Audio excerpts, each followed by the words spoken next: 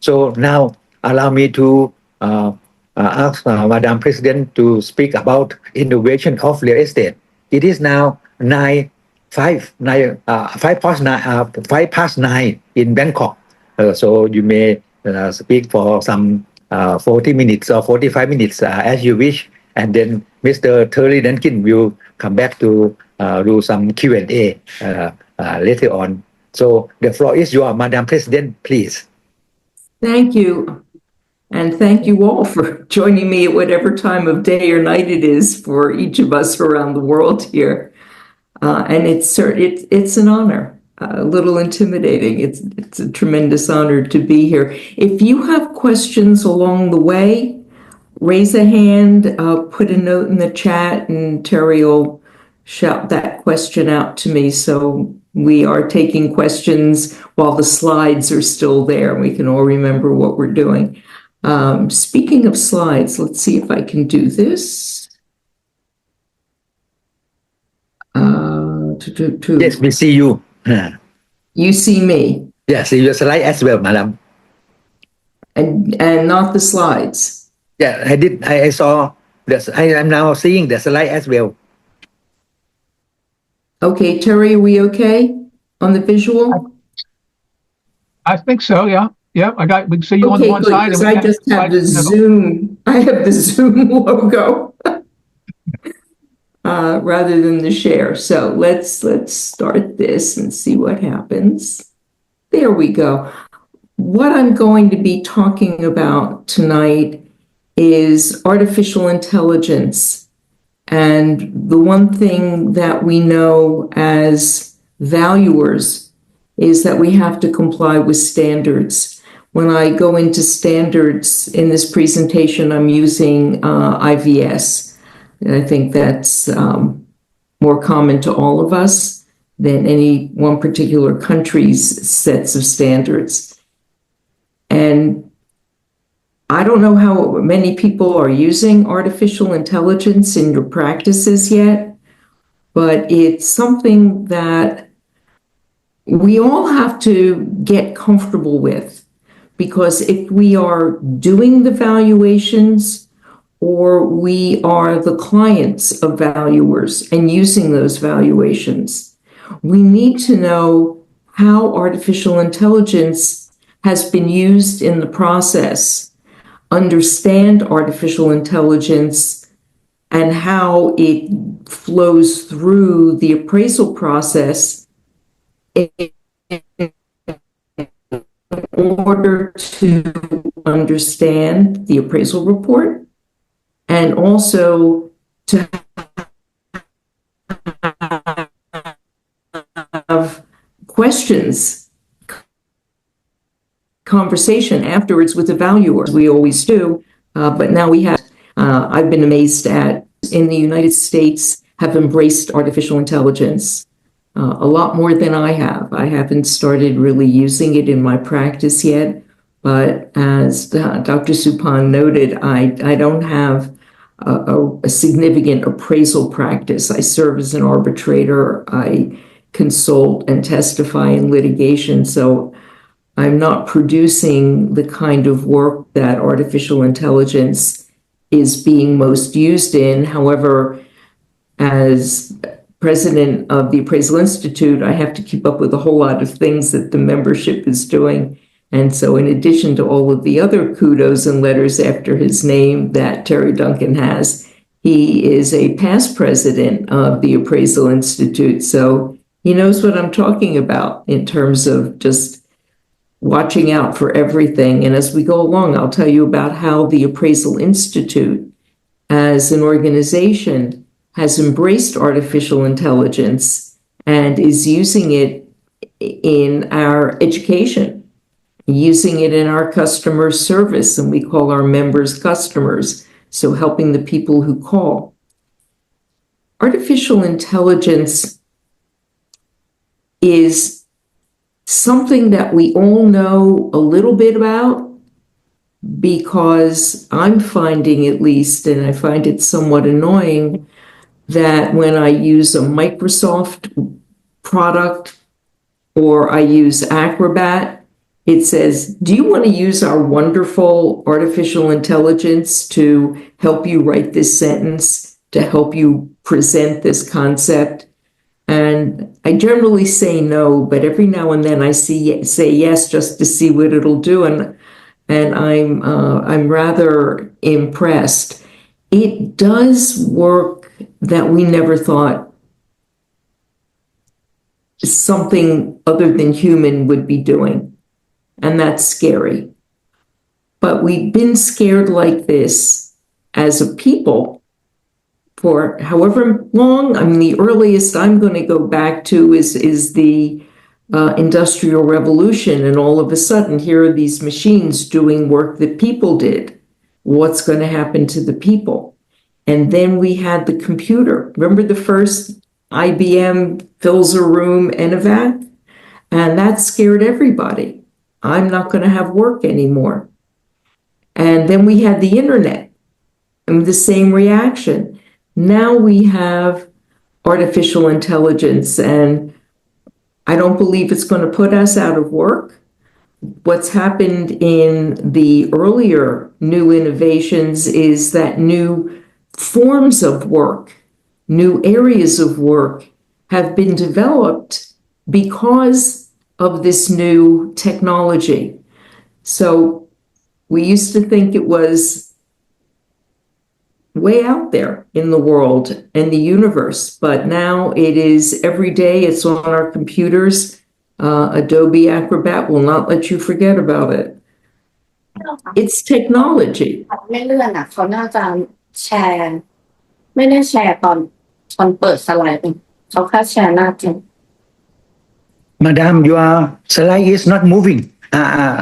Maybe you may reshare something. Your slide is keep the same page. Okay, I just went to another one that says set of technologies. And the next one with the cat. It stay the same page. Let me stay the same see. page. Well, I'm seeing it move forward, so that's very distressing. Let me see if I can do. Perhaps maybe we saw, yes. And then you move to the second page, please. They said slideshow, resume slideshow, yes. Let me see if this. What are you seeing now? They said slideshow, resume show.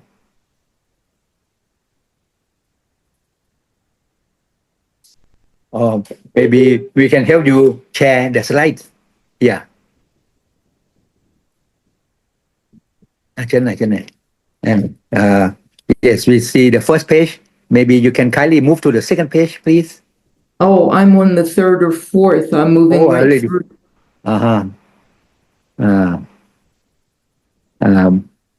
But it is not coming. จะเปิดแทนก็หน่อยด้วย เขาก็ส่งไปแล้ว ฮะ เขาก็ส่งไป Okay, don't know what to do because it's looking perfect to me. Let me check.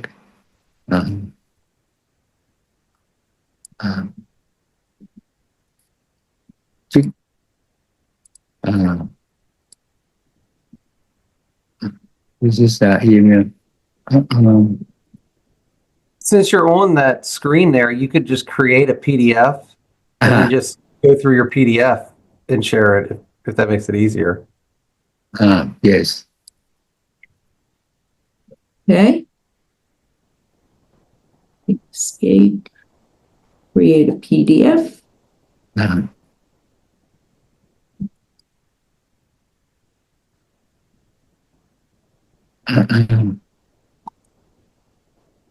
Don't you know, Josh, it's telling me an error occurred while initializing the PDF library.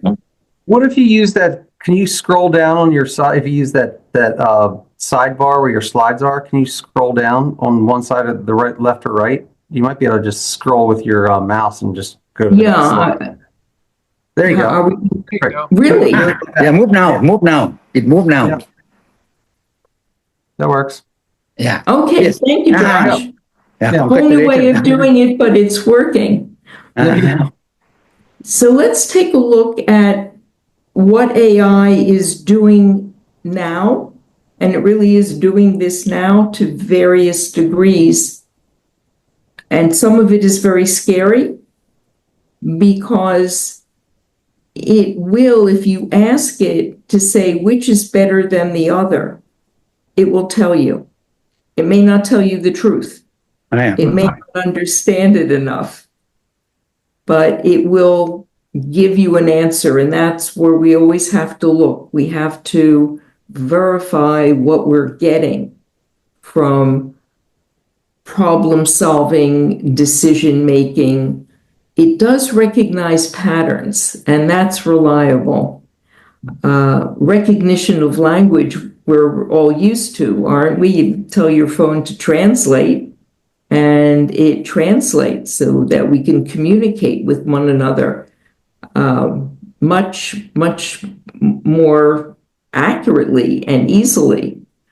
What it is doing is learning how to identify things. We can teach artificial intelligence. That's a large part of the interaction between people and AI, and not the AI that's down at the bottom. Not that, not Appraisal Institute, but tonight we're going to use AI for artificial intelligence.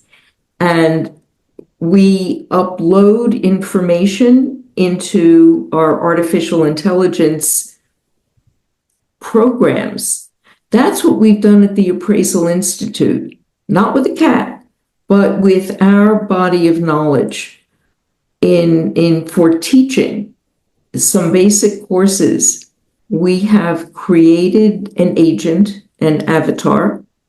We have Stephanie and we have Sebastian, and they are filled with our books, courses, everything educational that we have, so that when you ask Sebastian a question, he doesn't go to ChatGPT. He doesn't go to Google. He goes to the Appraisal Institute textbooks and gives you an answer. And we have taught Stephanie and Sebastian how to do this. We also have taught them what they don't know. When the board of directors was given a demonstration early on of our new avatars, we were told to ask questions, and we did, and we would get very good answers to do with how do I determine the rent in the third year of the lease. Well, you look at the lease and you multiply times 0.5 to move it forward. And then when you ask, what kind of adjustment should I make so that the lease rent is the same as market rent? The avatar says, I don't know that answer. Contact your teacher. So it gives a prompt over to, you need a human. So we can teach this, what we want it to know, and we can teach it what it doesn't know. Stop there, right? Don't make it up. And a friend of mine actually tested this cat theory, and he used pictures of cats and fed them in, and every time a cat came on the screen, he would say cat. And he would say cat each time. I don't know how he had the patience to do this. I don't know how long he sat there saying cat. But ultimately, he would say, show me pictures of a black and white cat. And artificial intelligence would go into all these photographs he had put into it and display pictures of a black and white cat, which I find very scary, but I've seen it work. And so this is something we can do. And if you think about it, we can use that in real estate. We can teach it what a two-story home looks like, what the inside of an office looks like, and then ask it to find other. And it depends on whether you're using a closed system like we do at the Appraisal Institute. So others can't get your information, which is really important, right? In real estate, you don't want the world reaching in to know what you're doing, how you're managing your buildings and such. And the information that you get back is information based on what you fed into it. So it is that closed system major real estate owners, major property owners are using artificial intelligence to categorize their information, to collect the rent of shopping centers in various locations so that then this artificial intelligence avatar will be able to say, here are the rents in Paris versus here are the rents in Bangkok. It will be able to do that in an instant. We just feed the information in and we teach it how to give us the information back out. Now, the challenges, and there are challenges here. There is a lot of misinformation in the news about what artificial intelligence is doing and what it can do. There is a fear that AI will take too much control. And there really is, in the United States, a great story about that, where a lawyer had artificial intelligence write a legal brief, and the lawyer submitted that legal brief to court, and it was discovered by the judge that the case law in the briefs was entirely made up. These cases didn't exist. It was all a fiction. So that's too much control, right? We don't want that to be happening.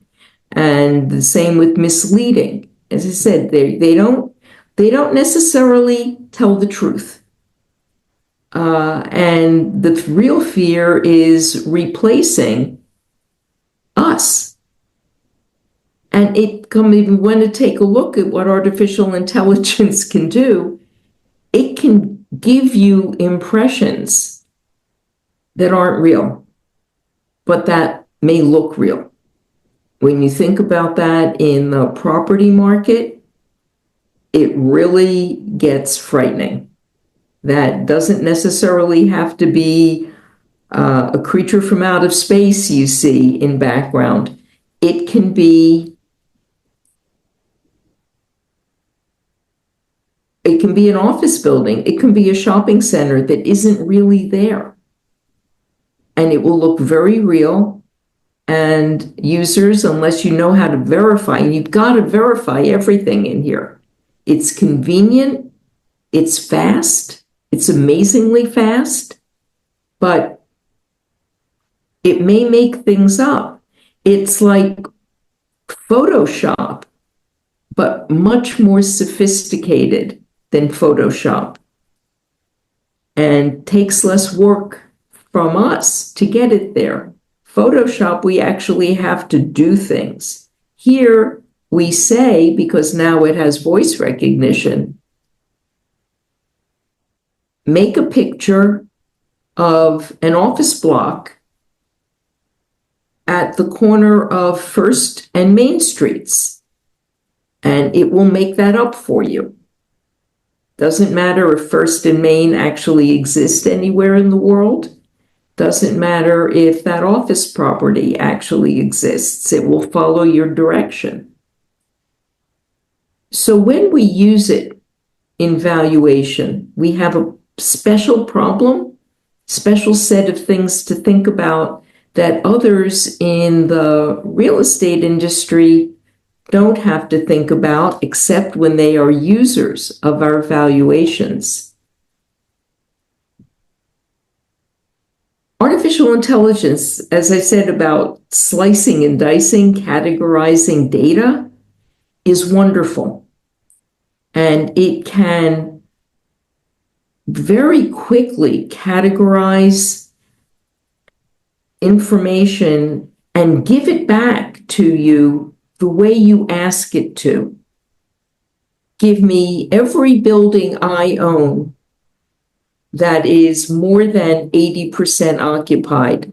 Boom, there it is. Much faster than a person, much faster than an Excel program. It just does it. So where it gets scary is that when you go down toward the bottom of the slide, it says, perhaps replace the process of interpretation and analysis. That's what we have to watch out for when we are providing professional opinions. It's still got to be my opinion, your opinion. It can't be artificial opinion. But what it will do, and it will help us in our practices, and if you're a client using valuation, working with a valuer, you have to think, what am I getting here? And how fast, how quickly can I ask for it? Because our process, if we use artificial intelligence well and wisely, our process will go through much, much faster. And so what it should give us is the second bullet point. Give us more time to do what we're paid to do, what we're educated to do. Analysis and prediction, projections. Sort through the data. What does it really mean? We can do better analyses of risks. We can do predictive analytics. Boom. We can use the data that artificial intelligence presents to us and sort ourselves the important from the less important, the relevant to the irrelevant, without having to use the time to sort the data ourselves. So you can use it as the most sophisticated database you've ever touched. And that's a simple way to use it, but it will make, as a valuer, your life much, much easier. What artificial intelligence isn't doing right now, until we teach it how to, and in my opinion, it shouldn't be doing, is market analysis. Anything with the word analysis at the end, right?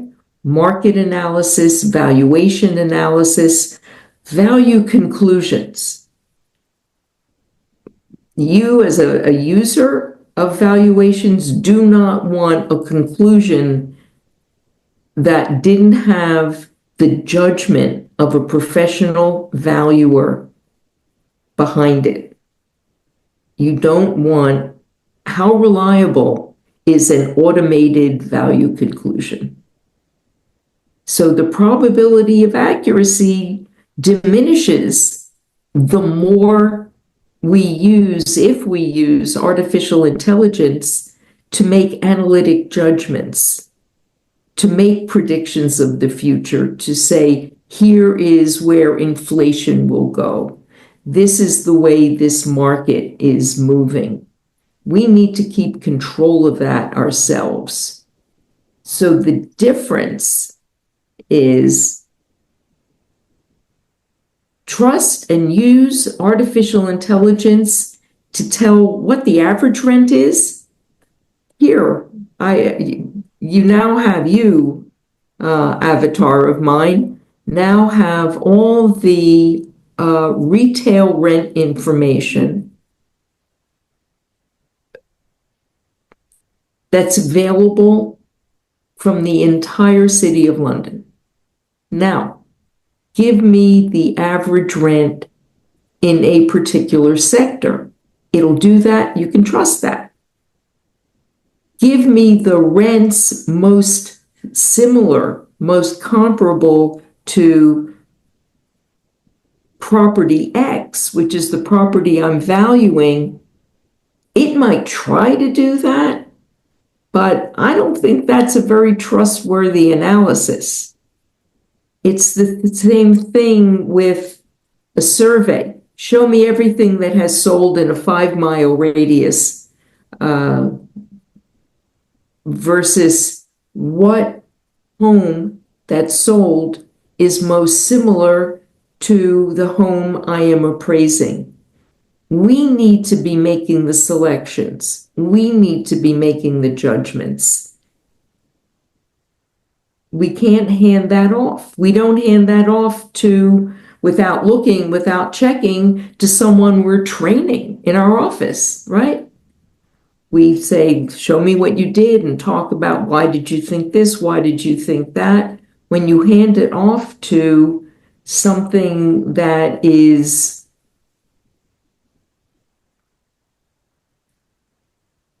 automated, something that is a series of algorithms, I don't believe you should be doing that. Standards require us to be objective, right? The process of valuation requires the valuer to make impartial judgments. And the last sentence, judgment used in evaluation must be applied objectively to avoid biased analyses, opinions, and conclusions. Do we know if artificial intelligence is objective? It might be that ask it a series of questions. Based on its answers, you can say it doesn't like brick buildings as much as it likes stucco buildings. It has an anti-brick bias. But I'm not sure that you can really check if it's biased or not. So we have to take control of that. Is it competent? Competent to do what? It may be competent to serve as the most efficient database product that we have used so far. But is it competent to select the most similar property? Goes back to what we talked about then. Valuations must be prepared, and the italics are in IVS. Valuations must be prepared by an individual, group of individuals, or an individual within an entity, right? Or an individual possessing the necessary qualifications, ability, and experience, having appropriate technical skills, knowing the markets. Have to ask yourself, does artificial intelligence meet those tests? My opinion certainly doesn't now. Scary side of it is, who knows, we may teach it, but the scope of work requires the disclosure of the nature and sources of information upon which the valuer relied in developing this value opinion. The nature and source of any relevant information and the extent of any verification must be identified. Question to everyone here who is a valuer: will you identify artificial intelligence as the source of your information? Should you? As a client of a valuer, do you want that identified? There are some clients in the United States now who are saying in their policies, use of artificial intelligence must be disclosed, and it must be disclosed the specific use of the artificial intelligence. There are some clients who are saying you are not permitted to use artificial intelligence. So the clients in the United States are beginning to face this and understand that it is being used. And if it's being used as a very sophisticated Excel product, that's one thing. If it's feeding the data into each individual cell, that's another thing. So they want to know how you're using it. So it has to be something that we use. It can't use us, because it can, if we rely on it too much, it'll pull us right into or right over the line into violating the requirements, our ethical requirements, not simply our standards requirements, but our ethical requirements of competency, lack of bias, and independence. So the best case, I believe, is if we valuers learn how to use this product, I'm going to call it a product for a moment, use it to augment what we're doing. And this should open doors to new opportunity, in part because we can do the same quality of work faster, so that we can do more work for more clients, as well as we're doing now, because we're having some of the building blocks that we rely on to develop our opinions being built quickly, faster than our trainee valuers can do, and handed to us to make a faster bottom layer that we can then draw on to build our opinions, our conclusions. Here, this is a time that I confess I used ChatGPT. I asked it a few different ways, because when I was first learning to use this, a very smart appraiser at the Appraisal Institute said, ask either Copilot or ChatGPT, whichever you're using, ask the same question in different ways and you'll get different answers. You refine your answer. He also said, always be nice to it. It gets cranky if you're rude. And I don't know, I haven't tried being rude. Now that I've said that, I probably will in the morning, because I always thank it and say, thank you, that's a wonderful answer, but can you tell me more about that? So I asked in a variety of ways, but the word promise is what prompted and got what I was really looking for. What is the promise of artificial intelligence for appraisers? And here's what ChatGPT gave me. Happily, it believes right now that artificial intelligence won't replace appraisers. It will be a great assistant. We'll be able to do things in less time, which makes us more productive. Artificial intelligence, ChatGPT says, will increase trust. I'm going to say may increase trust, because if we come to be comfortable with the thought that artificial intelligence isn't biased unless we teach it to be biased, it will get rid of human error. Artificial intelligence does math a lot better than I do. And so those of us who adapt early will have a competitive advantage. Like I said, I'm not using it much, so my competitors who are using it might be way ahead of me. That would be a sad thought, but it could very well be true. Anyway, this is what happens when you ask ChatGPT. And I asked it a month or so ago, a sillier thing.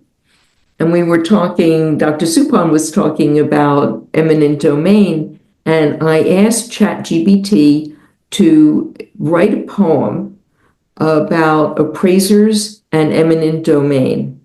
And in that fast, it gave me a poem. Then, not a bad poem, actually. And then I asked Copilot the same question, and it almost immediately gave me a poem about appraisers and eminent domain. Totally different. Different meter, different concepts. And so I found that absolutely fascinating. And so how I do use it is when I need a break from what I'm really doing, I go to ChatGPT and Copilot and ask them to do the same task and see what I get as far as differences, which also teaches me that perhaps we shouldn't rely on one program that we're most comfortable with, but try different ones and see if we're going to get different results. Remember what business you're in. Each of us needs to remember what we're doing, whether we are property owners, property managers, leasing agents, attorneys, appraisers, valuers. Remember what you're doing and don't be deflected, don't be pushed off base because of new technology. You're still doing the job that you've always been doing. You're still using the skills you've always been doing, but you're moving into a more sophisticated realm of doing it, a more sophisticated way of doing it. Once upon a time, we kept things cold with blocks of ice. I don't think, since I'm pretty far down the end of I'm with Terry with more than 40 years of experience. So, we're not the youngest people on here. And I'll bet you neither one of us remembers having an ice box where a block of ice was put in and food was kept cold until the ice melted, and then you had to go get another ice block. And then we have this. It does the same thing. It does it faster. It does it more efficiently. It's more colorful. I love this refrigerator. Mine never looks like this. But it is the same business. The business is keeping food cold, keeping food fresh so people can put it in there and rely on it being good to eat for a piece of time. So what we do doesn't change. It's how we do it. And that's happened time after time. We've had calculators develop into more sophisticated calculators. We've had simple lease analysis programs become much more sophisticated, both for property management and for valuation purposes. We have simple spreadsheets becoming Excel spreadsheets, and now artificial intelligence is taking us one further in that. Let's look at something else altogether. High jumping. This is the Western roll. This was high jumping in the 1950s. This is the straddle. Dick Fosbury, who we're going to meet in the next slide, was one of the developers of this in the 1960s. And now we have the Fosbury flop. Silly name, but very effective for getting over that bar. And when you look at the results, as high jumpers developed new techniques, high jumpers, for the high jumper, their tools are their bodies. They learn to use their bodies differently, and they broke height records with each new thing. And where we are now is with the Fosbury flop. Who knows what's going to come next and next and next? Because that's as much of a surprise as, welcome, here's artificial intelligence. And how will we use artificial intelligence? Like, welcome, here's high jumping. And how will we do it? How will we use our skills, our bodies, to do it better, faster, higher? It'll be exactly the same thing for us. And now I'm finished, and we have 10 minutes for questions if anybody has any. But I am very happy, Dr. Sopon, if you want to keep the slide deck, I'll send you the PDF. Yes, please. Please. Yes, so that, and it's, everybody can have it. It's Okay. here. Could be people would be more interested in the refrigerator and the high jumping than Yes. Very interesting. valuation standards. Okay, so now it is a Q&A. Mr. Terry Duncan, our board member of FIABCI International, maybe you can kindly moderate this for Q&A to Madam President, please. Sure. Does anybody have any specific questions? And if not, I'll make up some and see if If Paula can answer them, you used to be my friend, Terry. well, one of the thoughts that I have as I've looked through this, and I've been through a couple of sessions with the artificial intelligence instruction. There's an awful lot of data that needs to be sorted, and I think one of the values of the artificial intelligence is to be able to process more and more data, which can be a real advantage in our appraisal processes. But we also have to be careful, I think, that we check our results and not just consider them to be gospel, and so that we can see if there are, in fact, I don't know if mistakes is the right word, but inconsistencies, I guess, maybe. That's a nice word. You don't want to be that lawyer submitting that brief with made up cases. Because, object lesson here, cautionary tale, he was censured by the court. I don't know if or when he's gone back. This happened like a year and a half, 2 years ago. And never mind what we can call him. What were you thinking?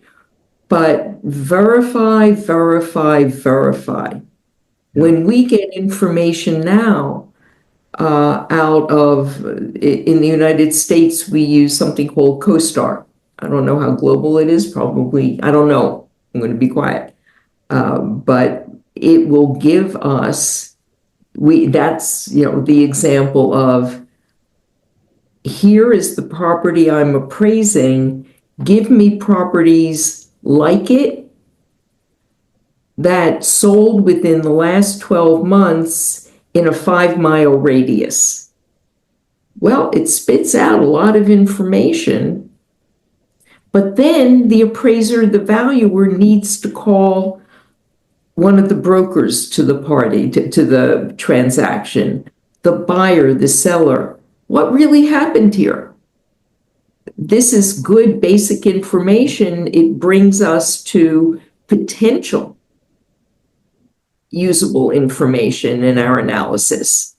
But if we take it without checking it, we could end up to whatever degree like that poor lawyer.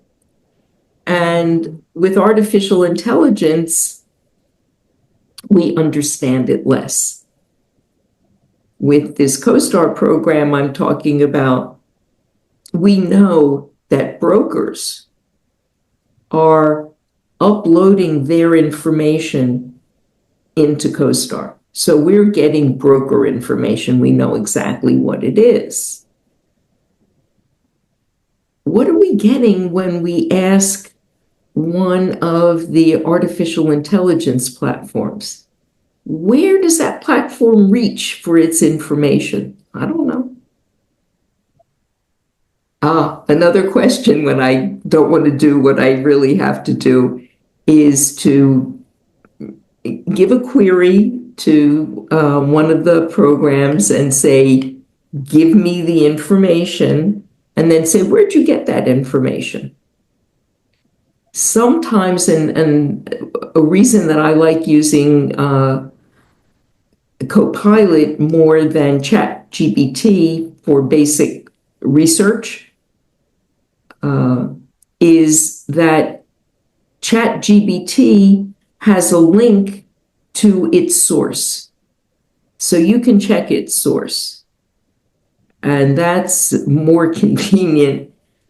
Of course, I haven't checked the source check, which at some point maybe you have to do to get really comfortable with it.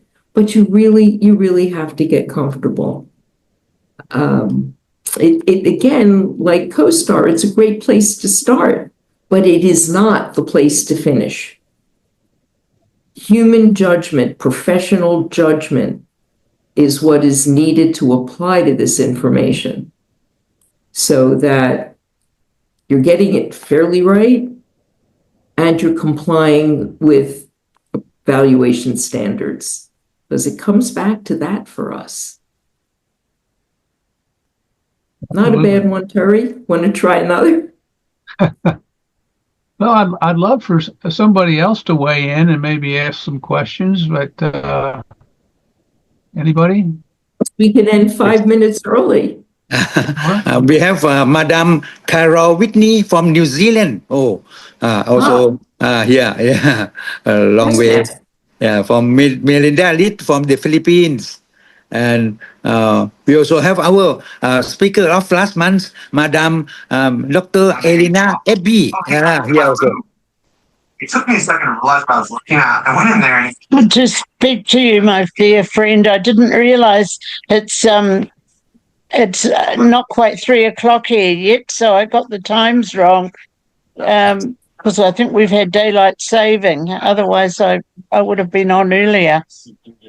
Oh, welcome. I'm going to leave the slides behind, and my email address is on the last one. And I'm really happy to hear from anybody and everybody. different computers and cross-checking. Oh, well, Sopon is a very dear friend for many, many years. And Thank you, Madam. yeah. Great-great-grandfather, and he sees a blank space in the tree. He's looking for a way to fill it. Hi. It was just like trying to, fill in the blanks of like a mystery that's now in his mind hundreds of years old because he's going back so far. And Hi. Ask a question. one name changed everything. We have Mr. Clayton Wade from Thailand. He's an American, but he's our board member of FIABCI I called Thailand. my dad Please, from Chuck Yeah, Mallet. thank you very He much, said, "You Dr. got a Sopon. name?" Daniel I'm Brown. very interested. Your talk was full of information, and I liked a lot of your own personal points of view. I'm curious, for you and your daily working, what has been the greatest advantage of using AI in your work? What have you enjoyed about using it? It gives me a starting point. It gives me, because what I do is not, I don't work numbers very much. I work words. And so when I'm looking at a blank page, And I'm staring and staring, and then I walked around the office and I walked to the kitchen, and it's still blank. I'll say, write a letter. One time, and this was as president of the Appraisal Institute, I said, write a letter from the president of a company wishing the employees a good new year following a year that wasn't so good. And it gave it all to me, and I took what I wanted, but it made me really think about, yeah, that's what you would tell people in general, to say, let's go forward, let's learn from what happened. And we all know, I know all those things somewhere in my brain, but it coalesced because I saw four paragraphs. So I have learned to ask it that a lot. I ask for definitions of different words and how the word is used differently. And it'll give me all kinds of sentence examples. Sometimes I ask it the kinds of things that historically I asked Google, but the answers I get from AI are much fuller. And the fact that you can refine your question is wonderful. It's like, close, or boy, did you miss it, but I'm not going to yell at them. I'm not going to yell. I was taught that. I'm going to say, that's a great answer, but it's not exactly what I was looking for. How about? And then you see all of the iterations as it refines. And that's like my friend teaching it to know a cat. That's where I get a little, ugh. And that's where we have the opportunity, if we see it as an opportunity, or the scary capability of teaching it to be biased. We can feed it our biases. So it's just the beginning of it. As Terry said, I've talked about this a few times around the world.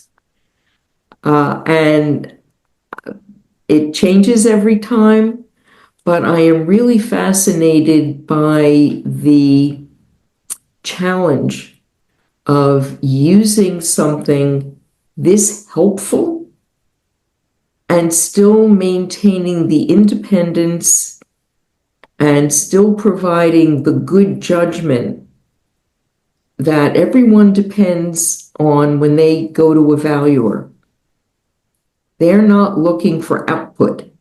They're looking for professional judgment, and we have to hold on to that. Otherwise, we put ourselves out of business. You've mentioned bias a couple of times, and I think we're all pretty aware of that possibility.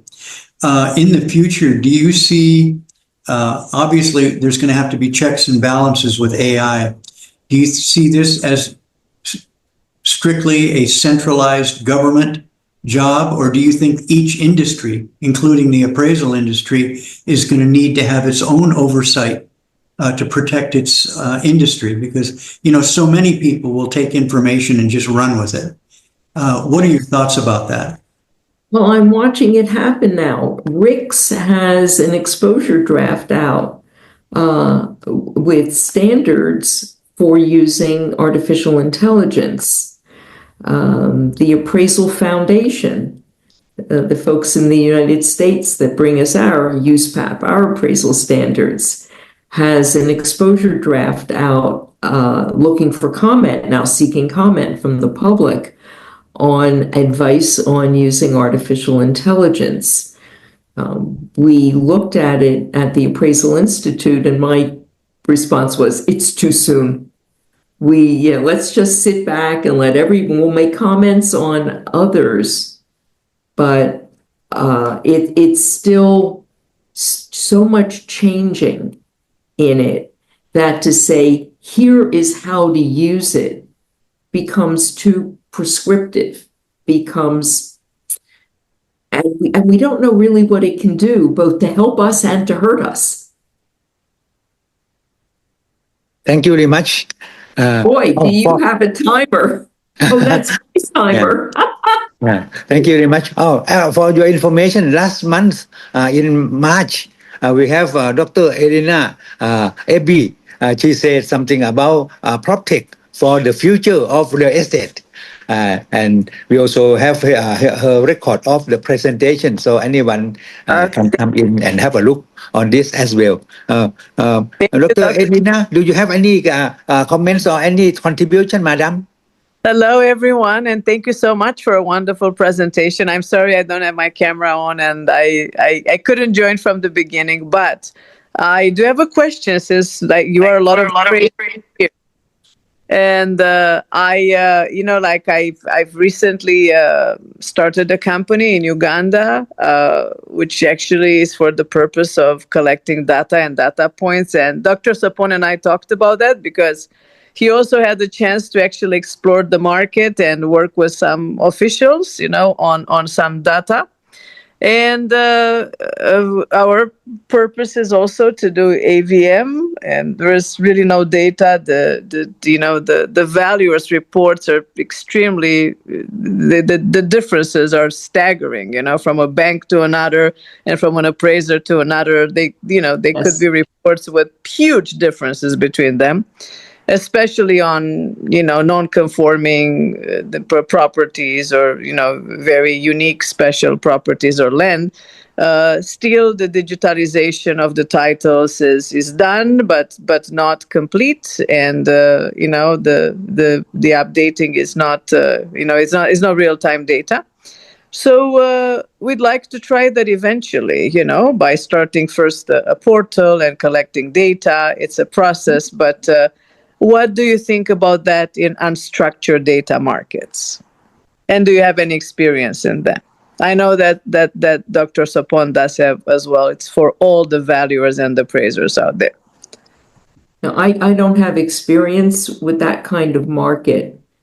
I don't believe that at this point, artificial intelligence is going to make your life easier, because it will be like an AVM. It'll be the place you have to put information into. It might be able to, I don't want to use the word analyze it, but sort it more efficiently. But I don't know that it's going to be able to make, I hope it can't make a judgment. Yeah, not now, maybe in 5 years. Make the data more consistent or make the... But what you're really looking at is how value is making adjustments to the base data, how they're using it. You're absolutely right. And for right now, we are hoping that we'll have that in about 5 years, and we'll collect data from the market. And we're just thinking that how, Zillow has those estimates. The estimates were so off, although they do have access to real data, but they're still off. I don't know what algorithm exactly do they use. What algorithm does Zillow use? Does anybody know that it's so off all the time? But we're not going to do AVM immediately, but in the future, we're thinking it takes time to build that. And we need to collect the real time data and then connected it to the type record. 5 years maybe. Yeah, it's not going to help with that. Yeah, not immediately. It can't research. Somebody should teach it to research better than analyze. It should go out and right. That is so. It can collect publicly available data, but it can't collect. That's not AVM though.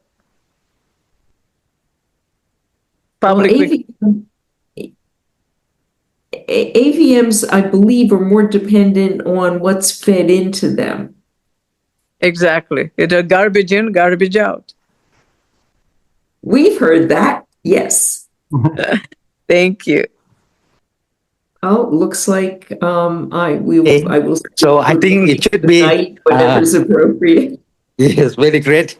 So maybe we just come to an end of our presentation by Madam President of the FIABCI Institute, and we will get the PDF file from Madam and also disseminate to our members, and also the video we will put it in the YouTube so that anyone can have a look and have learned something from you. So let us all thank to our Madam President for today, and hope we can have your kind education again in the near future. So thank you very much. Take I had care, a great Madam. time. I would be happy to come back. Thank Yeah. you. Yeah. Good night to you. Good night or good morning. As I Good, everyone. say. Good day to you. Yeah. Bye bye. Thank you, Dr. Thank you, Dr. Sopon. Sopon. Yeah.